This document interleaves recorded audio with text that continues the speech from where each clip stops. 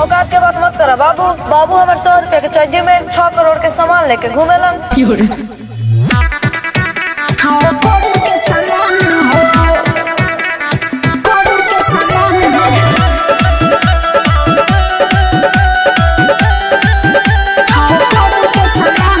तो पता रुका हो बतावा गोरी कौन धन हो देखिला वहे न करी।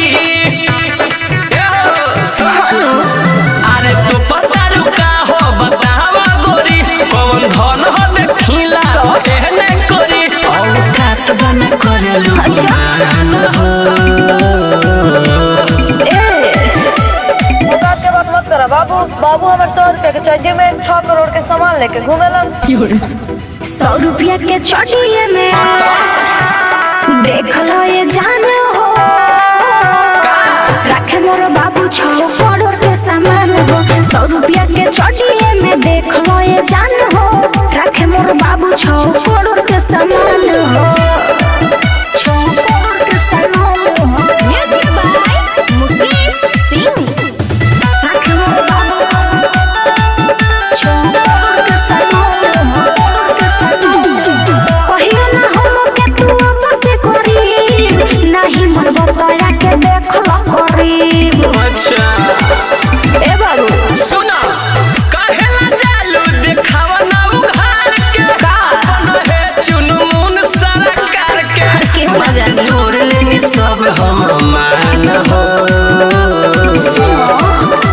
औकात के बात मत करा बाबू। बाबू हमारे 100 रुपए के चड्डी में 6 करोड़ के सामान लेके घूमेलन। 100 रुपया के चढ़िए में देख लो ये जान हो। रखे मोर बाबू 6 करोड़ के सामान हो। 100 रुपया के चढ़िए में देख लो ये जान हो। रखे मोर बाबू 6 करोड़ के सामान हो। 6 करोड़ के सामान हो। बड़ी निक बाबू के बोली बाटे एगो बंदूक दूगो गोली बाटे। सब बुझतानी ए हो गोल्डन सासी के डालल तू फेर में हाँ। के बतावा खेला करेलू नेर में ओसे का बातिया ताजो से जीत बड़ू सान हो। सुनो औकात के बात मत करा बाबू। बाबू हमारे 100 रुपए के चड्डी में 6 करोड़ के सामान लेके घूमेलन। 100 रुपया के चढ़िए में देख लो ये जान हो। रखे मोर बाबू 6 करोड़ के सामान हो। 100 रुपया के चढ़िए में देख लो ये जान हो।